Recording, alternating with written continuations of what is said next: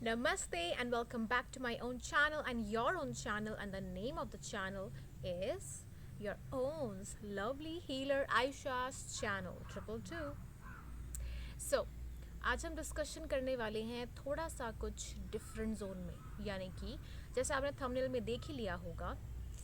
आज हम बात करने जा रहे हैं कि हमारी लाइफ में जब भी हम घर से बाहर निकलते हैं या जब भी अपनी सोसाइटी में ही देखते हैं, अपने घर में ही देखते हैं, तो आपको जब कुछ लोग मिलते हैं, चाहे वो आपके कज़न्स हो, भाई हो, दोस्त हो, बहन हो, या कोई लोग हों जिनके साथ आपका पर्टिकुलर एक रिश्ता बन जाता है, जहाँ पे आपको कुछ एनिमोसिटी है, कुछ कार्मिक कनेक्शंस हैं, या फिर कहीं ना कोई फ्रेंडलीनेस का एक जोन है, या उसको कंप्लीशन में लाने के लिए कोई ना कोई ऐसी चीज़ें हैं जो आपको बॉदर करती हैं या फिर आपको उकसाती हैं कि yes, for that person I have to do something, और with that person I have some karmic debts left over which I have to complete it in this particular janma or birth.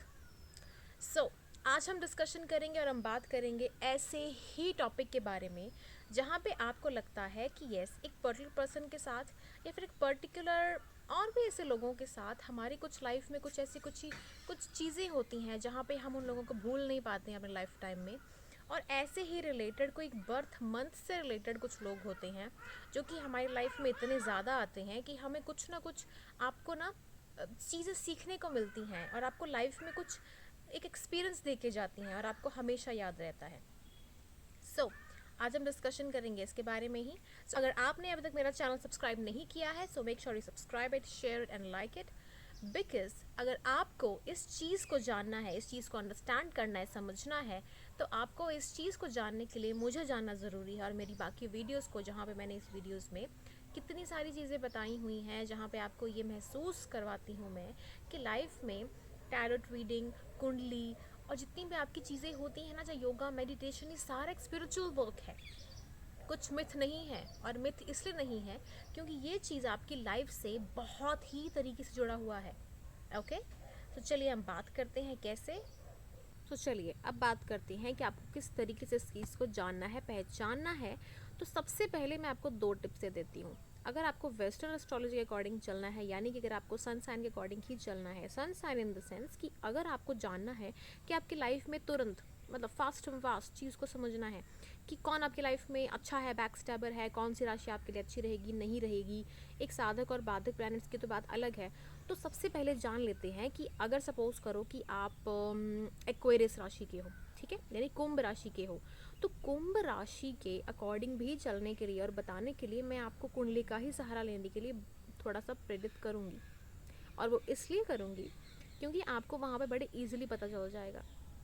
देखो, जब कुंडली बनाते हो ना, तो कुंडली जब आप बनाते हो तो कुंडली में 12 हाउसेस होते हैं, ठीक है, 1 से लेकर 12 तक टोटल। वो आपका बिल्कुल एक प्रॉपर एक साइन होता है जहाँ पे आपको इजीली अंडरस्टैंड हो सकता है कि 5 नंबर कहाँ है, 5th नंबर कहाँ है। हाउसेस जो होते हैं ना, वो कभी चेंज नहीं होते, वो 1 2 3 4 5 6 7 9 11 12 तक रहते हैं। नंबर्स कहीं भी लिखे जाते हैं।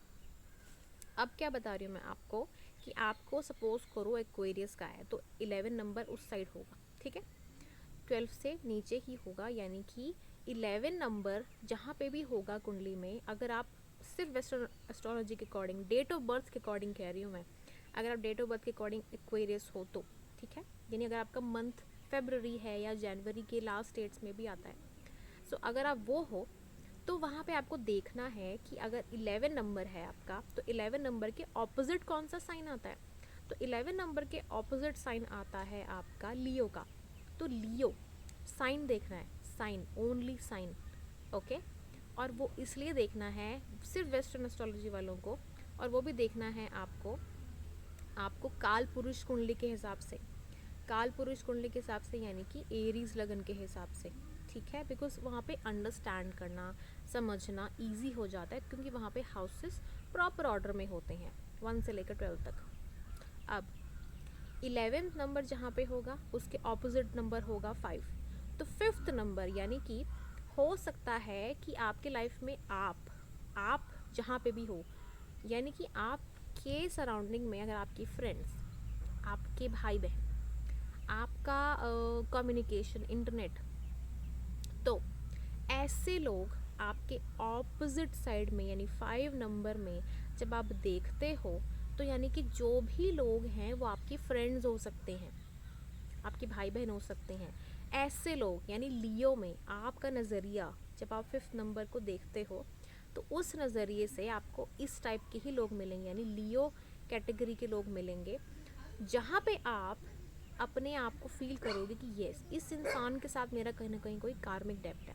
अब लियो इंसान कौन से होते हैं? लियो इंसान वो लोग होते हैं जिनका बर्थ मंथ होता है अगस्त का और जिनका नेम शुरू हो सकता है एम से। ओके, सो ज़्यादातर एम मैं इसलिए कह रही हूँ because am number it's kind of number जहाँ पे बहुत ज़्यादा एक पर्टिकुलर ऑर्डर में मैं बोल सकती हूँ कि येस, एम जो अल्फ़ाबेट है, बहुत ज़्यादा मैंने देखा है कि इस चीज़ में अपने आप को किंगली रोल में, अपने आप को सोसाइटी से अलग चलाने में बहुत ज़्यादा मशक्क़त करता है और कामयाब भी होता है। इट्स फॉर श्योर कामयाब होता है, but because of 11 number, because आपको फल मिलेगा, बट कब मिलेगा, किस तरीके से मिलेगा, इट डिपेंड्स अपॉन योर कार्मिक timing and all your divine timing. But यहाँ पे हम बात कर रहे हैं एक्वेरियस राशि वालों के लिए। So for Aquarius people it's 5 number जो आपकी लाइफ में कहीं ना कहीं कैसे ना कैसे तरीके से रोल प्ले करेंगे किसी ना किसी वे में। एम इसलिए कहा मैंने, हो सकता है कि उनका डेट ऑफ बर्थ कुछ और हो, लेकिन मोस्टली अगस्त जो बॉर्न लोग होते हैं उनकी लाइफ में ये चीज़ मैंने नोट की है और देखी हुई है। ठीक है, सो आपका ऑपोजिट जो लियो होगा आपकी लाइफ में कहीं ना कहीं आपको पुश करेगा, मोटिवेट करेगा, या तो फिर आपके साथ कुछ ना कुछ एक रंजिश रखेगा, प्रॉब्लम रखेगा, बिकॉज आपका ऑपोजिट होता है ना। ऑपोजिट हमेशा आपके साथ ऑपोजिट ही तरीके से चलता है, चाहे वो अच्छे में हो बुरे में हो। ऑल राइट, सो इसीलिए लियो साइन यहाँ पे इस तरीके से ऑर्डर में प्रेजेंट होता है। ओके, अब यहाँ पे आपको देखना है कि आपके लाइफ में अचानक से अगर हम देखें तो 11 से 6th नंबर कौन सा आता है, क्योंकि वो तो 7th आ गया, यानी कि ऑपोजिट है कुंडली में, तो 7 प्लेस्ड है। ठीक है, अब 6th कौन सा प्लेस्ड है, तो 6th कौन सा प्लेस्ड है, वो है आपका 4th हाउस। तो हो सकता है कि आपको घर से ही रिलेटेड कुछ ना कुछ प्रॉब्लम आती हो, घर में ही कुछ फैमिली डिस्कॉर्ड हो, घर में ही कुछ ना कुछ ऐसी चीज़ें हों जिसकी वजह से आपको कुछ ना कुछ काम करना पड़े, या उनके लाभ और प्रॉफिट के चक्कर में आपकी साथ कुछ ना कुछ ट्रबल्स हों, या उनके लिए आपने कुछ किया हो।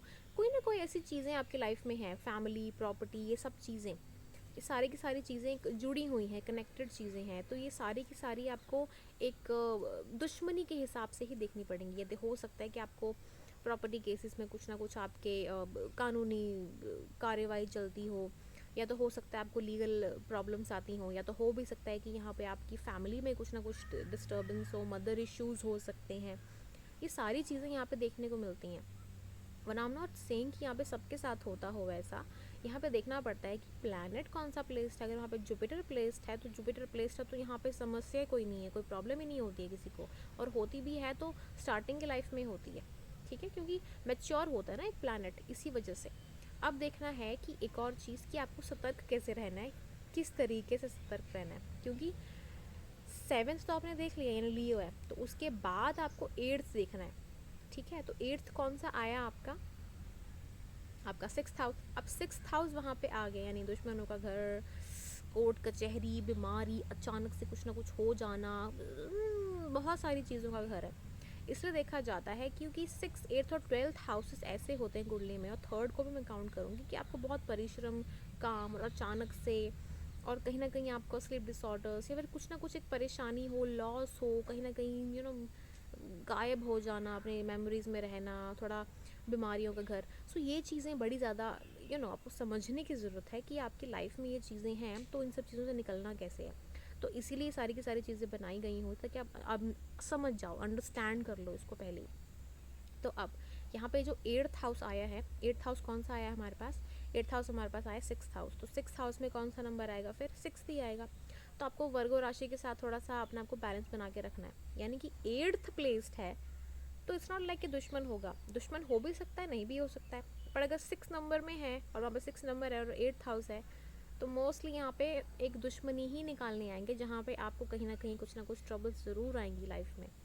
तो इसीलिए यहाँ पे थोड़ा सा सतर्क रहने की ज़रूरत है कुछ वर्गो राशि के लोगों के साथ। बट इतना मैं बता दूँ, कोई आपका दुश्मन नहीं होता। आपको लाइफ में कुछ लेसन्स मिलने होते हैं, आपकी लाइफ में आपके कुछ कर्म होते हैं जो ओवर होने होते हैं।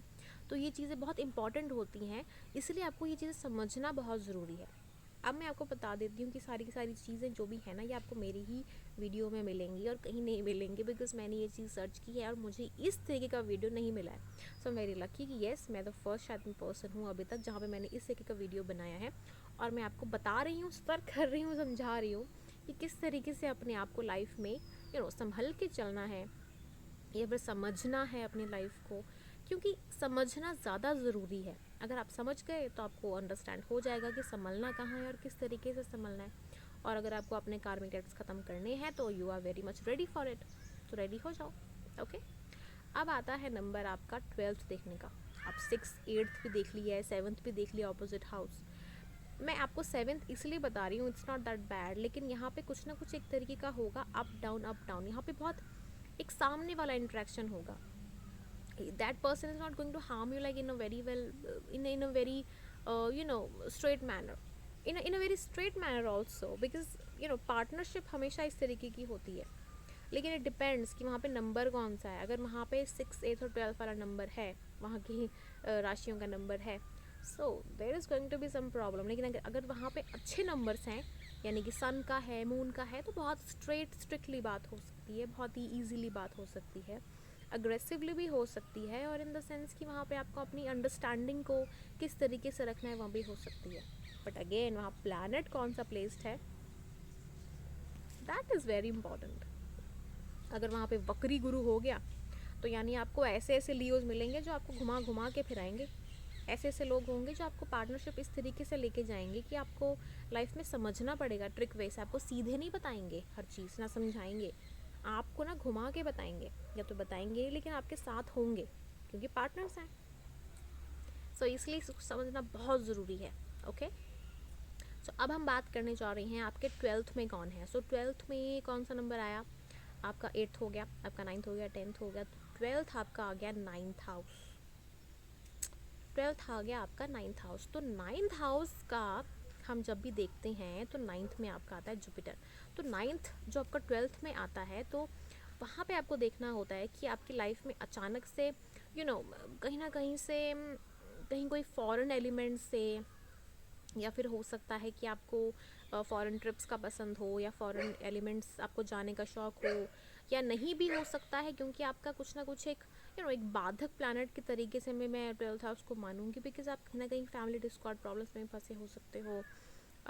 तो बहुत सारी चीज़ें यहाँ पे देखने के लिए होती हैं कि अब 9th नंबर यानी गुरु का नंबर है, तो यहाँ पे अगर गुरु सपोज करो वक्री ही बैठा है वहाँ पे, ठीक है, तो आप किस तरीके से अपने आप को जीवन को चलाओगे। तो हो सकता है कि इस वजह से आपकी स्टार्टिंग में जो एजुकेशन हो वो थोड़ी सी आपको थोड़ी सी डाउनफॉल में लेके जाने वाली हो, कि आपको पसंद नहीं आता हो स्टडी करना, पढ़ाई करना। लेकिन अगर अच्छा गुरु है देन सिमिलर पोजीशन, बट वहाँ पे 9th हाउस में देखना होता है कि किस तरीके से आप अपनी लाइफ को आगे कैसे चलाते हो, because it's of higher education. तो फ़ॉरेन जाने के चांसेस बहुत स्ट्रॉन्ग बन जाते हैं।